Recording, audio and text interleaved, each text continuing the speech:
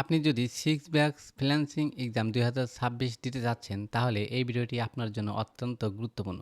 কারণ এই ভিডিওতে আমি আপনাদের সাথে শেয়ার করেছি অত্যন্ত কমন ২০টা প্রশ্ন, যেগুলো পড়ে অনেকেই পরীক্ষায় ভালো রেজাল্ট করতে পেরেছে। যে প্রশ্নগুলো পরীক্ষার আসার সম্ভাবনা অনেক বেশি। তাই ভিডিওটি শুরু থেকে শেষ পর্যন্ত দেখুন, এবং আপনি যদি আমাদের চ্যানেলে নতুন দর্শক হয়ে থাকেন, তাহলে চ্যানেলটি সাবস্ক্রাইব করে বেল বাটন অল করে দিন। আর যদি অলরেডি করে থাকেন, তো ধন্যবাদ।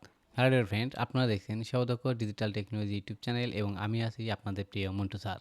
বন্ধুরা, সরাসরি আমি আপনাদের স্ক্রিনে নিয়ে আসলাম। এখানে দেখতে পাচ্ছেন six back freelancing exam top 20 important question, অর্থাৎ 20টা প্রশ্ন, কমন 20টা প্রশ্ন আমি এখানে লিপিবদ্ধ করেছি, যেগুলো পরীক্ষার আসার মতো। তো এখানে অনেকগুলো প্রশ্ন আছে, দেখতে পাচ্ছেন 1 2 3 4 5 6 7 8 9 10, এরকম আমি 20 অর্থাৎ 20টার প্রশ্ন অ্যাড করেছি। এই প্রশ্নগুলোর উত্তর সহ দিয়েছি, কারণ অনেকেই আপনারা উত্তর কিন্তু জানেন না। তাই আমি উত্তর অ্যাড করেছি, যাতে করে একটা করে প্রশ্ন পড়বেন এবং একটা করে উত্তর পড়বেন। যারা বিগিনার, তারা ভিডিওটা স্কিপ করে এই স্ক্রিনশট দিয়ে নিতে পারেন, অথবা আমার এই ভিডিওটা ডাউনলোড করে আপনি দেখে দেখে লিখে নিতে পারেন। আর যদি পিডিএফ ফাইলের প্রয়োজন হয়, তাহলে কমেন্টস করে জানান, আমি আপনাদের কমেন্টসের আগে পিডিএফ ফাইল দিয়ে দিব। বন্ধুরা, প্রথমেই যে ইম্পর্টেন্ট আমি প্রশ্ন একটা সিলেক্ট করেছি, এটা হচ্ছে ফ্রিল্যান্সিং কি। এখানে দেখতে পাচ্ছেন নিচে উত্তর দেওয়া আছে। ফ্রিল্যান্সিং হলো এমন একটি কাজের পদ্ধতি যেখানে কেউ কোনো নির্দিষ্ট কোম্পানির স্থায়ী কর্মচারী না হয়ে স্বাধীনভাবে বিভিন্ন ক্লায়েন্টের সঙ্গে অনলাইনে কাজ করে এবং সেই কাজের বিনিময়ে পারিশ্রমিক পায়। আশা করি বুঝতে পেরেছেন ফ্রিল্যান্সিং বিষয়টা কি। এরপরে দেখতে পাচ্ছেন 2 নাম্বার, ফ্রিল্যান্সার কাকে বলে। এই যে উত্তর নিচে দেওয়া আছে, যে ব্যক্তি স্বাধীনভাবে বিভিন্ন ক্লায়েন্টের জন্য অনলাইনে কাজ করে এবং সেই কাজের জন্য টাকা উপার্জন করে, তাকে ফ্রিল্যান্সার বলা হয়। 3 নম্বর প্রশ্ন, মার্কেট প্লেস কি।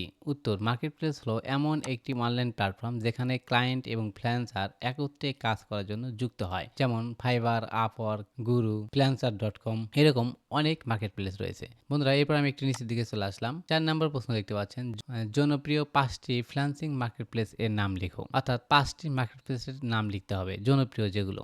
আমি উত্তর দিয়েছি Fiverr, Upwork, Freelancer, People Per Hour, Guru. এবার দেখেন ফাইবার কি।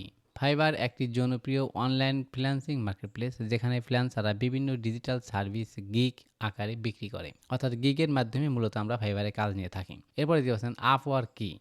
এখানে দেখতে পাচ্ছেন আপওয়ার্ক একটি আন্তর্জাতিক ফ্রিল্যান্সিং মার্কেটপ্লেস যেখানে ক্লায়েন্টরা প্রজেক্ট পোস্ট করে এবং ফ্রিল্যান্সাররা সেই কাজের জন্য প্রপোজাল পাঠায়। এখন আপনাদেরকে একটা বিষয় জানিয়ে রাখি, সেটা হচ্ছে ফাইবার আর আপওয়ার্কের মধ্যে পার্থক্য কি। অনেক সময় এই প্রশ্নটাও কিন্তু এসে যায়। ফাইবার হচ্ছে আপনি নিজে গিগ পাবলিশ করবেন, নিজে গিগ পাবলিশ করবেন, বায়ার আপনাকে খুঁজে বের করবে, বায়ার আপনাকে মেসেজ করবে আপনার গিগের উপর। আর আপওয়ার্কের বিষয়টা হলো ভিন্ন। আপওয়ার্কের কেমন, আপওয়ার্কে বায়ার নিজেই জব পোস্ট করবে আর আপনি সেই জবের জন্য প্রপোজাল পাঠাবেন, অর্থাৎ অ্যাপ্লাই করবেন। আপওয়ার্কে একটু ঝামেলা বেশি, তার মানে অনেকগুলো লোক একটা কাজের জন্য অ্যাপ্লাই করে, অনেকগুলো ফ্রিল্যান্সার।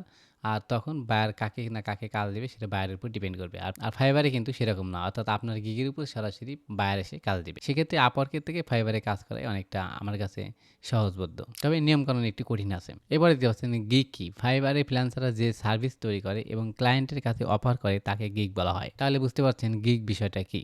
যেহেতু আপনারা নতুন অর্থাৎ বিগিনার ফ্রিল্যান্সিং শিখতে চাচ্ছেন, তাই আপনাদের কাছে এই বিষয়গুলো অনেকটাই কঠিন মনে হবে। যখন আপনি কাজগুলো শিখবেন, কাজ করবেন, বুঝবেন, তখন এইসব একবারে সহজ হয়ে যাবে, কোনোটাই আপনার কাছে কঠিন মনে হবে না। তাই প্রাথমিক অবস্থায় এই বিষয়গুলো আপনাকে মুখস্থ রাখতে হবে, কারণ আপনি এগুলো কিন্তু আমার মতো সহজে বলতে পারবেন না, কারণ আপনি অনভিজ্ঞ, আপনি এই বিষয়ে কাজ জানেন না। তাই প্রাথমিক অবস্থায় অবশ্যই মুখস্থ করে নেবেন। এবার দেখতে পাচ্ছেন 8 নম্বর প্রশ্ন, ক্লায়েন্ট কাকে বলে। ক্লায়েন্ট হচ্ছে কোনো ব্যক্তি, অর্থাৎ বায়ার আমরা যাকে বলি, বায়ার, যে বায়ার আমাকে কাজ দেবে, যে কোম্পানি আমাকে কাজ দেবে, সে হলো আমার ক্লায়েন্ট। তো যেহেতু আমাকে এই প্রশ্নের উত্তর লিখতে হবে, তো লিখবেন কিভাবে, যে ব্যক্তি বা প্রতিষ্ঠান ফ্রিল্যান্সারকে কাজ দেয় এবং যে কাজের জন্য টাকা প্রদান করে তাকে ক্লায়েন্ট বলা হয়। আশা করি বুঝতে পেরেছেন। এবারে দেখতে পাচ্ছেন প্রপোজাল কি, যেটা আমি পূর্বে আপনাদেরকে বললাম, অর্থাৎ আপওয়ার্কের ক্ষেত্রে বলেছিলাম যে প্রপোজাল পাঠাতে হয়, অর্থাৎ কাজের জন্য অ্যাপ্লাই করতে হয়। এখানে দেখতে পাচ্ছেন প্রপোজাল হলো ফ্রিল্যান্সার যখন কোনো কাজ পাওয়ার জন্য ক্লায়েন্টকে নিজের কাজের প্রস্তাব পাঠায়। অর্থাৎ আমি একজন ফ্রিল্যান্সার, আমি নিজেই যখন কাজ নেওয়ার জন্য বায়ারের কাছে প্রপোজাল পাঠাই, অর্থাৎ প্রস্তাব পাঠাই, সে অ্যাপ্লাই করি, সেটাই হচ্ছে প্রপোজাল। এরপরে দেখছেন পোর্টফোলিও কি। পোর্টফোলিও হচ্ছে স্যাম্পল। আমরা সহজভাবে বুঝি স্যাম্পল, অর্থাৎ কোনো কাজ করার জন্য আমরা যেমন স্যাম্পল পাঠাই, যে এই কাজটা আমি জানি, এটা হচ্ছে আমার স্যাম্পল, সেটাই হচ্ছে মূলত এই ফ্রিল্যান্সিংয়ের ভাষায় পোর্টফোলিও। পোর্টফোলিও হলো ফ্রিল্যান্সারের পূর্ব করা কাজের নমুনা বা প্রজেক্টের সংগ্রহ, যা ক্লায়েন্টকে দেখানো হয়। অর্থাৎ আমি যে একজন অভিজ্ঞ লোক, আমি যে একজন এক্সপার্ট ফ্রিল্যান্সার, আমি যে কাজ জানি, সেটা বায়ার তো মুখে বিশ্বাস করবে না, বায়ারকে আমাকে বোঝাতে হবে, এই জন্য আমাকে স্যাম্পল পাঠাতে হবে। যেটা আমরা স্যাম্পল বলি স্বাভাবিকভাবে, ফ্রিল্যান্সিংয়ের ভাষায় এটাকে বলা হয় পোর্টফোলিও। অর্থাৎ বায়ার সেই পোর্টফোলিওটা দেখবে, পূর্বের কাজের অভিজ্ঞতা দেখবে যে এই কাজটা আসলে সঠিকভাবে করেছে কিনা। যদি সে সঠিক মনে করে সেক্ষেত্রে আপনাকে কাজ দিতে পারে। এটাই হচ্ছে পোর্টফোলিও। এরপরে দেখতে পাচ্ছেন ফ্রিল্যান্সিং করার জন্য কী কী স্কিল প্রয়োজন। উত্তর: ফ্রিল্যান্সিং করার জন্য graphic design, web design, digital marketing, video editing এবং কন্টেন্ট রাইটিং এর মতো দক্ষতা প্রয়োজন। এখানে আমি 4-5টা লিখেছি, এরকম কিন্তু অনেক অনেক আছে। আমি মূলত নতুনদেরকে ইন্ডিকেট করে এই কয়েকটা জিনিস অ্যাড করেছি, যাতে করে খুব সহজেই তারা মুখস্থ করতে পারে, মনে রাখতে পারে। এরপরে দেখতে পাচ্ছেন গ্রাফিক ডিজাইন কি। 12 নম্বর প্রশ্ন। গ্রাফিক ডিজাইন হলো ছবি, লগো, ব্যানার, পোস্টার ইত্যাদি ডিজাইন তৈরির কাজ। অর্থাৎ আমরা যেমন পোস্টার ডিজাইন করি, প্লে কার্ড ডিজাইন করি, হালখাতার কার্ড ডিজাইন করি, এরকম ডিজাইনের যে কাজগুলো আছে সেটাই হচ্ছে গ্রাফিক ডিজাইন। তারপর দেখতে পাচ্ছেন ডিজিটাল মার্কেটিং কি। ডিজিটাল মার্কেটিং হলো ইন্টারনেট ব্যবহার করে কোনো পণ্য বা সেবা প্রচার ও মার্কেটিং করার প্রক্রিয়া। অর্থাৎ আমরা যেমন কোনো পণ্য মাইকে প্রচার করি, মাইকে প্রচার করে করে বিক্রি করি যে এই পণ্যর এই সুবিধা আছে, যেটা আমরা মাইকে প্রচার করি বা হাট বাজারে গিয়ে মার্কেটে গিয়ে প্রচার করি, সেটা হচ্ছে অফলাইন মার্কেটিং। আর আমরা যেহেতু অনলাইন মার্কেটিং করব, অনলাইনের মাধ্যমে, ইন্টারনেটের মাধ্যমে যে সমস্ত সোশ্যাল মিডিয়া আছে সেই সমস্ত প্রযুক্তি ব্যবহার করে যে আমরা যে মার্কেটিং করব, কোনো প্রোডাক্ট প্রচার করব, বিক্রি করব, সেটা নিজের হতে পারে, বাইরের হতে পারে বা কোনো কোম্পানির হতে পারে, সেটাই হচ্ছে ডিজিটাল মার্কেটিং। আশা করি বুঝতে পেরেছেন। এবার দেখতে পাচ্ছেন এসইও কি। এসইও হচ্ছে সার্চ ইঞ্জিন অপটিমাইজেশন। ওয়েবসাইট বা কন্টেন্টকে গুগলে ভালো র্যাঙ্কে আনার জন্য করা হয় বিভিন্ন অপটিমাইজেশনের পদ্ধতি। অর্থাৎ আমার নাম মন্টু স্যার। এখন মন্টু স্যার তো এই বাংলাদেশে একজন না, আমার মতো অনেক অনেক স্যার আছে। আপনি যদি গুগলে সার্চ করেন অথবা ইউটিউবে সার্চ করেন MUNTO Montu space SIR sir, অর্থাৎ আমার নাম হলো মন্টু স্যার। এটা হচ্ছে আমার নামের স্পেলিং। এখন যদি আমার নাম লিখে সার্চ করেন সেক্ষেত্রে গুগলে কিন্তু আমাকে পেয়ে যাবেন। আমি যদি একটু আপনাদেরকে দেখাই তাহলে এসইও বিষয়টা বুঝতে পারবেন। আমি এই যে একটা নিউ ট্যাব নিয়ে নিলাম, নেওয়ার পরে যে গুগলে চলে এসেছি, এখানে আমি লিখব Montu sir, MUNTO space SIR। দেখেন আমি মন্টু স্যার লিখে সার্চ করার সাথে সাথে এই যে চলে আসলো, দেখতে পাচ্ছেন এই যে মন্টু স্যার এসো কম্পিউটার শিখি। এটা কিন্তু আমার Facebook profile, sorry Facebook page. এরপরে দেখতে ইউটিউব সহদকর ডিজিটাল টেকনোলজি, এটা হচ্ছে আমার ইউটিউব চ্যানেল। এরপরে দেখতে পাচ্ছেন এই যে সহদকর ডিজিটাল টেকনোলজি, সহদকর ডিজিটাল হলে সব কিন্তু আমারই ভিডিও। এই যে মন্টু স্যার দেখতে পাচ্ছেন। তো আমি যদি ছবি দেখতে চাই, অর্থাৎ আমার ছবিটা আপনি যদি দেখতে চান, সেক্ষেত্রে কীভাবে দেখবেন? এই যে ইমেজে যদি প্রেস করেন সেক্ষেত্রে দেখেন আমার ছবি চলে এসেছে। এটা আমার ছবি, এটা আমার ছবি, এটা আমার ছবি। এরকম কিন্তু এই যে আমার এই ছবি দেখেন, এখন যে পাঞ্জাবি টুপি পরে আমি আপনাদের সাথে ভিডিও করতেছি সেই পোশাকই কিন্তু এটা। এই দেখেন। তো এরকম এই যে আরও দেখতে পাচ্ছেন এরকম অনেক ছবি কিন্তু এখানে চলে এসেছে। তো এতগুলো লোকের ভিড়ে কিভাবে আমাকে গুগলের টপে নিয়ে আসবো বা ইউটিউব, ফেসবুক যেখানেই হোক না কেন সেখানে আমি টপে নিয়ে আসবো, সার্চে নিয়ে আসবো, এটাই হচ্ছে সার্চ ইঞ্জিন অপটিমাইজেশন অর্থাৎ এসইও। আশা করি এসইও বিষয়টা বুঝতে পেরেছেন। তো এই প্রশ্নটা কিন্তু অত্যন্ত কমন, মোটামুটি বলা চলে যে 100% এই প্রশ্নটা আসার সম্ভাবনা আছে। যে এসইও কি? তাহলে এসইও হচ্ছে সার্চ ইঞ্জিন অপটিমাইজেশন, ওয়েবসাইট বা কন্টেন্টকে গুগলে ভালো র্যাঙ্কে আনার জন্য করার বিভিন্ন অপটিমাইজেশনের পদ্ধতি।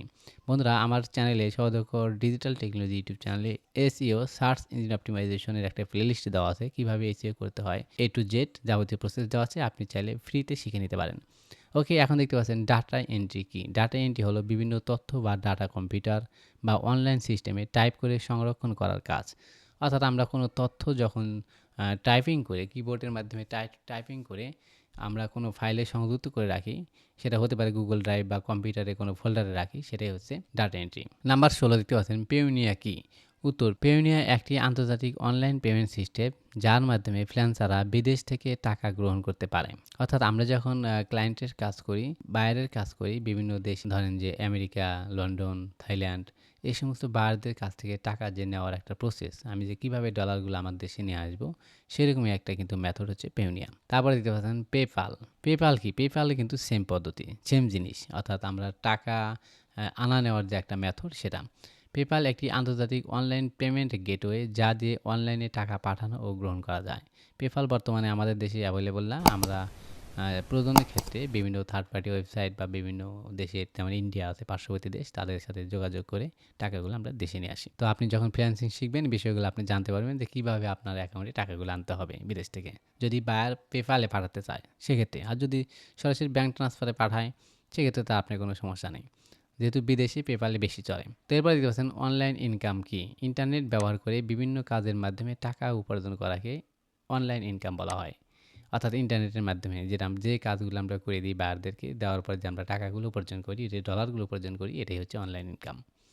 ফ্রিল্যান্সিং এর সুবিধা কী, কী? ফ্রিল্যান্সিং এর মাধ্যমে ঘরে বসে কাজ করা যায়, নিজের সময় অনুযায়ী কাজ করা যায় এবং বিশ্বের বিভিন্ন দেশে ক্লায়েন্টের সাথে কাজ করার সুযোগ পাওয়া যায়। তো এটা খুব সহজভাবেই বুঝতে পারলেন। আমরা যখন বাংলাদেশে বসে আছি, আমি আমার ইচ্ছামতো কাজগুলো করি। বায়ার যখন আমাকে কাজে অর্ডার করে, রাতে কাজ করি, কখনো, কখনো দিনে কাজ করি। অর্থাৎ আমার সুবিধা মতো আমি কাজগুলো করি। আমাকে যে নির্ধারিত টাইম দেওয়া হয়, সেই টাইমের মধ্যেই কিন্তু আমাকে কাজটা কমপ্লিট করতে হবে। এরপরে দেখতে পাচ্ছেন ফ্রিল্যান্সিং শুরু করার ধাপগুলো লেখো। ফ্রিল্যান্সিং শুরু করার জন্য প্রথমে একটি স্কিল শিখতে হবে।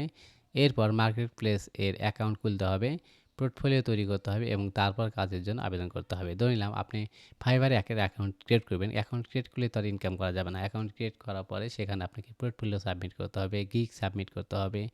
তারপর আপনি সেখান থেকে কাজ করে ইনকাম করতে পারবেন। তো বন্ধুরা, ফাইবারে কীভাবে কাজ করবেন, কীভাবে অ্যাকাউন্ট ক্রিয়েট করবেন, ফুল প্লেলিস্ট প্রায় 20 থেকে 30 মিনিট, 40 মিনিট, 5 মিনিট, 10 মিনিট এরকম কাজের উপর ভিত্তি করে আমি প্রায় 30-25টা ভিডিও একটা কোর্স আপলোড করেছি। সম্পূর্ণ ফ্রিতে কোর্সটা আমি দিয়েছি আপনাদের। আপনারা চাইলে এই কোর্সটা করতে পারেন। Fiverr free course Bangla by Montu sir. এটা লিখে গুগল অথবা ইউটিউবে যদি সার্চ করেন, সেক্ষেত্রে আপনি আমার প্লেলিস্টটা পেয়ে যাবেন। এছাড়াও এই ভিডিওর ডিসক্রিপশন বক্সে লিঙ্ক দেওয়া থাকবে, আপনি চাইলে সেখান থেকেও দেখে নিতে পারেন। তো বন্ধুরা, আশা করি বুঝতে পেরেছেন ষষ্ঠ ফ্রিল্যান্সিং ব্যাচে 2026-এ কী কী ধরনের প্রশ্ন আসতে পারে তার নমুনা। বন্ধুরা, ভিডিওটি যদি ভালো লাগে তাহলে অবশ্যই আমাদের চ্যানেলটি সাবস্ক্রাইব করে আমাদের সাথেই থাকবেন এবং আপনার ফেসবুক টাইমলাইনে এখনই শেয়ার করে দিন। ভালো থাকুন, সুস্থ থাকুন। আল্লাহ হাফেজ।